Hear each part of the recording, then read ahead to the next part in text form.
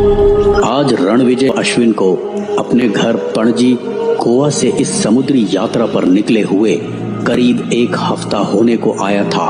दोनों दोस्त बहुत समय से भारत के लक्षद्वीप आइलैंड से होते हुए श्रीलंका की यात्रा करने का मन बनाए हुए थे, पर कभी ये काम पड़ जाता तो कभी वो। इस बार तो उन्होंने ठान ही ली थी कि अब समुद्र में उतरेंगे तो श्रीलंका का कोना कोना घूमकर ही वापस लौटेंगे। लगातार 7 घंटे पानी में चप्पू चलाने से जब उनके कंधों में तेज दर्द होने लगा तो उन्होंने थोड़ी देर लक्षद्वीप के एक शोर शराबे वाले इलाके में अपनी नाव रोकने की सोची कि चलो आसपास के फैले हुए बाजार से थोड़ा और खाने पीने का सामान ले लेंगे। अश्विन, जरा उस दुकान से साफ पानी का एक बड़ा टैंकर भी लिया, बाद में जरूरत पड़ेगी। और ये बता कि खाना कितना बचा है बोट में? तू उसकी चिंता मत कर, इतना खाना है कि 10 दिन आराम से निकल जाएंगे। तू जरा इधर आ और पानी का टैंकर उठाने में मेरी मदद कर दे। हाँ, अभी आया। अरे सुन, इस मछुआरे से जरा आगे का रास्ता पूछें।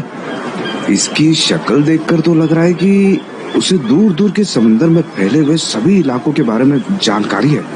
रुक, मैं उसे भी बुलाता हूँ। ए भैया, ओ, अरे सुन रहे हो नहीं? ए मछुआरे, हाँ, अरे जरा इधर आना, कुछ पूछना है तुमसे। हाँ, जल्दी बोलो साहब। अगर मेरे को मच्छी पकड़ने में देरी हुआ ना तो वो सारा मालू बगल वाला मछुआरा पकड़ के ले जाएगा और मेरे पास कुछ नहीं बचेगा। ओहो, तुम भी ना। ये लो 100 रुपए। अब जो भी सवाल पूछूंगा उसके साफ साफ जवाब देना। जी साहब, बोलो बोलो, मैं बताएगा। ये लक्षद्वीप से होते हुए अगर हमें श्रीलंका की तरफ जाना है तो उसका सबसे अच्छा और सुंदर रास्ता बताना, जहाँ पेड़ ही पेड़ हो और ज्यादा दूर भी ना हो। ऐसा कीजिए, आप यहाँ से पूरब दिशा में मुड़ जाइए और वहाँ से आपको श्रीलंका का किनारा सबसे नजदीक पड़ेगा। अच्छा, पर ये मैप तो कुछ और ही बता रहा है। पागल बनाते हो क्या हमें? ये तो दिखा रहा है कि पश्चिम से होते हुए जाएंगे तो ज्यादा पास भी पड़ेगा और साथ में पूरा रास्ता पेड़ पौधों से भरा है। नहीं साहब, नहीं, मैं पागल नहीं बना रहा आपको, बस पश्चिम के रास्ते के बारे में जरा बताना नहीं चाह रहा था मैं। वो रास्ता क्या, बस इतना समझ लो साहब कि कुछ गड़बड़ है उस रास्ते में। गड़बड़?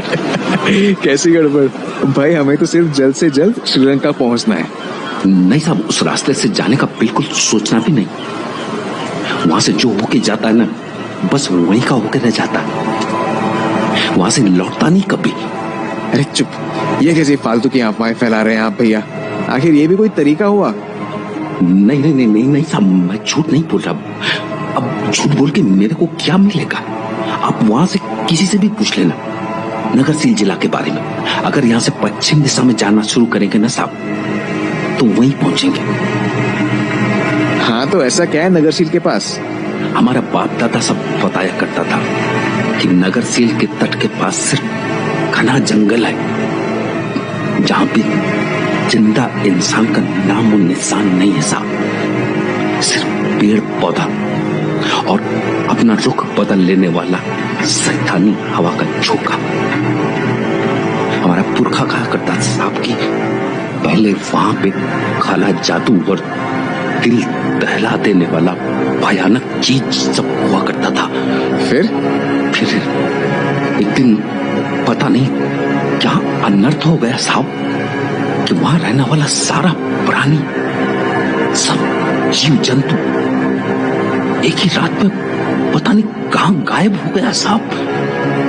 या जाने जमीन खा गया उसको कि आसमान निकल गया। बस साहब तब से लोगों ने ना उस पूरा जगह को साबित घोषित कर दिया। कहते हैं साहब कि वो जीवित और मौत के बीच का आखिरी कड़ी है। वहां पे हम जैसा लोगों का कोई काम नहीं। एक भी जिंदा इंसानों का सांसों का आवाज अगर आपके कान में पड़ जाए तो हमारा नाम बदल देना साहब। ऐसा बोलते हैं साहब कि वो पूरा तट ना सिर्फ बांस के जंगल से भरा हुआ है, और वो कोई साधारण बांस नहीं है साहब, बिल्कुल जादुई बांस जो रात को जिंदा हो जाता है और उसका खालीपन का आवाज रात की शांति में ऐसा गूंजता है कि ठीक ठाक इंसान को भी बहरा कर दे।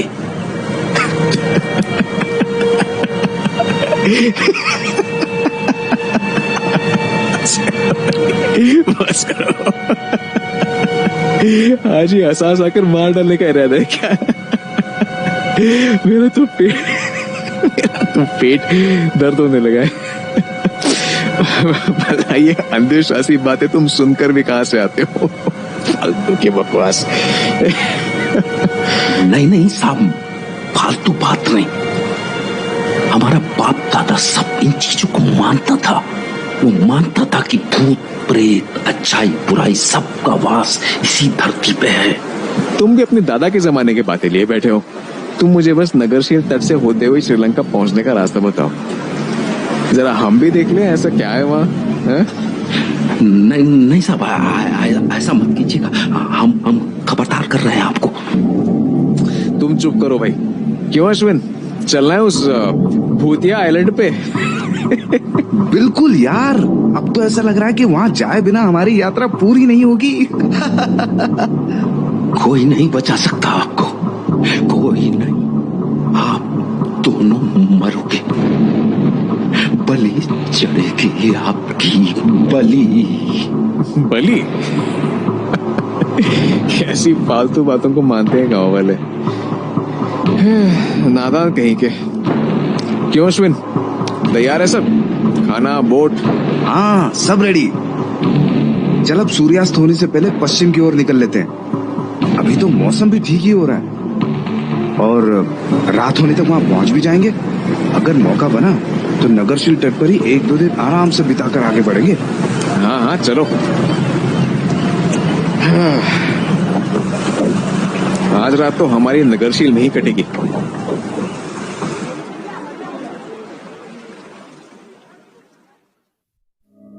रणविजय और अश्विन को नागेरशील तट तक पहुंचते पहुंचते अंधेरी रात होने को आई थी। दोनों दोस्त लगातार 4 घंटे से पानी में चप्पू चला के हार मानने ही वाले थे कि तभी उन्हें खाली और सूखे बांस के पेड़ों में से तेज गुजरती हवा की आवाज सुनाई दी। वो आवाज उनके कानों में ऐसी गूंज उठी जैसे कोई मंदिर में जोर जोर से घंटियां बजा रहा हो। मानो वो बांस के पेड़ उन्हीं दोनों की राह तक रहे थे। बस फिर क्या, जिस राह से उन्हें ये आवाज आई उसी दिशा में उन्होंने अपनी नाव मोड़ ली और आधे घंटे के अंदर अंदर नागेरशील तट पर पहुंच गए।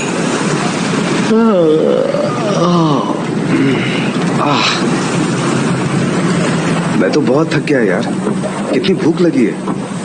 आज का सारा दिन ही पानी में नौका घसीटते हुए निकल गया। अबे तू सुन भी रहा है मैं क्या बोल रहा हूँ? इतनी हैरानी से क्या देख रहा है इस जगह को? नहीं यार, बस सोच रहा हूँ कि इतनी अजीब सी जगह है ये। कोई जगह इतनी सुंदर और साथ ही साथ इतनी डरावनी कैसे हो सकती है? डरावनी? क्या मतलब? देख तो सही, बिल्कुल शांत है यहाँ, पर ये शांति कोई ऐसी वैसी शांति नहीं है। महसूस होता है जैसे ये तूफान से पहले का सन्नाटा हो। कोई ट्रैफिक का शोर नहीं, कोई जानवरों तक की आवाज नहीं। ऐसा लग रहा है कि मानो जैसे भारत के कोने में इस जगह को बिल्कुल अकेला छोड़ दिया हो। इतनी सुंदर जगह को कोई ऐसे कैसे छोड़ सकता है? आखिर गड़बड़ क्या है यहाँ पर? कहीं वो मछुआरा सही तो नहीं बोल? पागल हो गया क्या?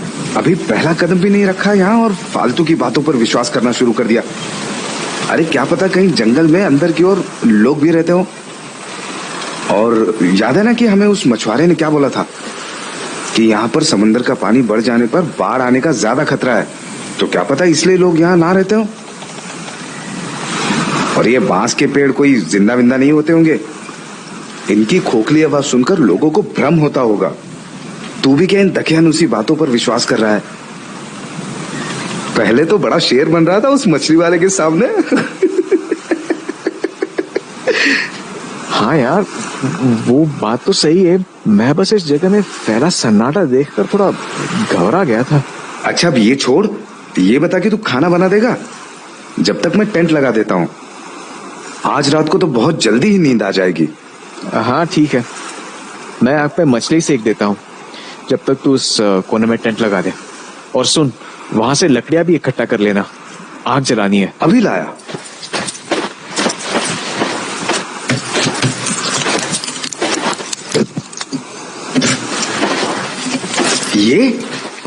ये रणविजय, रणविजय जरा इधर तो आओ, जल्दी आ। ये क्या है? छी। हाँ, क्या हुआ भाई? कुछ चाहिए? ये कहां से आया?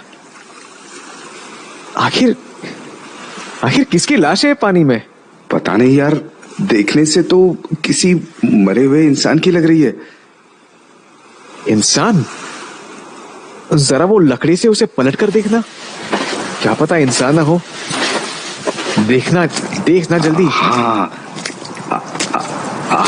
रुक।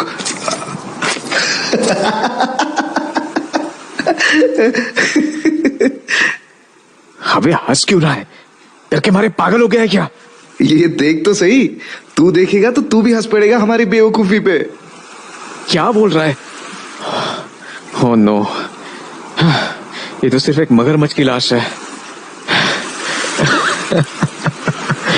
अरे हम भी ना कितने पागल हैं, डरपोक कहीं के। हम भी ना बेवकूफ बन गए। चल मैं जाकर लकड़ियां लेकर आता हूं, तू जाकर मच्छी गर्म कर ले। तुलंगिनी उत्तते ओम महावीराचरंगिनी उत्तते हरणे वचते हाय तुलंगिनी उत्तते। भागो यहाँ से, मरोगे। तुम दोनों मरोगे, शैतान तुम्हारी बलि चढ़ाएगा। पानी, ओ पानी में मरोगे।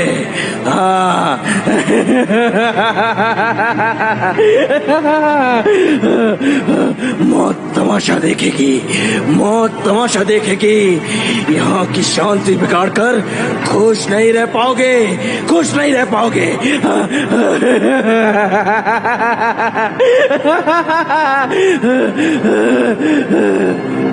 अरे ए भाई, क्या बकवास कर रहे हो तुम? ये पानी क्यों उछाल रहे हो हमें? अरे दिमाग खराब हो गया क्या? ओम महावीराचरंजीविनी उत्तते हरणे वचते हाय तुलंगिनी हाय। ओम महावीराचरंजीविनी उत्तते हिराणिनी वेते हाय तुलंगिनी उत्तते। ओम महावीराचरंजीविनी उत्तते हरणे वचते हाय तुलंगिनी उत्तते। ये अपने हाथों से क्या अजीब सा चिन्ह बना रहे हो? इस सितारे का क्या मतलब है? आगे क्या पड़ रहा है? भाग यहाँ से। ओम नमः शिवाय, भूत भाग जाए। ओम नमः शिवाय, भूत भाग जाए। ओम नमः शिवाय, भूत भाग जाए। अरे ये तो बताते जाओ कि उस चिन्ह का क्या मतलब है जो तुमने अपने हाथों से बनाया है।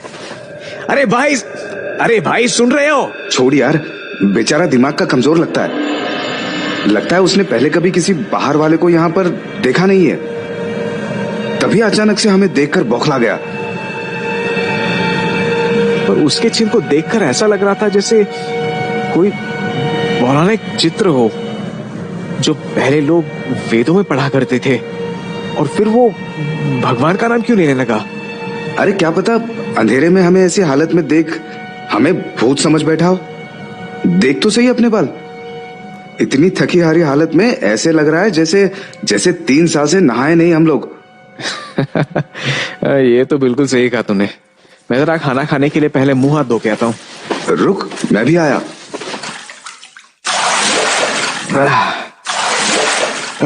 भाई आज तो शरीर ही टूट गया। हाँ यार। ओए, ये बार बार कहाँ खो जाता है तू? किस सोच में पड़ गया अब? तू कुछ भी कह ले, कुछ तो गड़बड़ है इस जगह में। कुछ बहुत गलत हो रहा है यहाँ। इन पेड़ों को ही देख ले, ऐसा लग रहा है जैसे ये पेड़ का झुंड नहीं बल्कि भीड़ में खड़े लोग एक दूसरे पर चढ़कर हमें घूर रहे हैं। कितनी शांति है यहाँ पर, फिर भी कितना शोर है यहाँ। इस समुद्र का, उसकी लहरों का। मेरा दिल पता नहीं क्यों घबरा सा रहा है। मेरी बात मान, तू खाना खाते ही बिस्तर में लेट जा। यहाँ का अकेलापन तेरे दिमाग में बसने लगा है। किसी नए जगह पर जाओ तो ऐसा सब होता ही है। कल तक देखियो, तुझे यहाँ की आदत पड़ जाएगी। और वैसे भी हमें यहाँ रहना ही कितने दिन है। कल शाम तक निकल जाएंगे श्रीलंका के लिए। इतनी भी कोई खास नहीं है ये जगह जितना वो मछुआरा बोल रहा था। सुंदर तो खूब है ये, पर हाँ, तू ठीक कह रहा है। चल अब जरा कुछ खा ले, मेरे तो पेट में चूहे कूद रहे हैं। चलो चलो,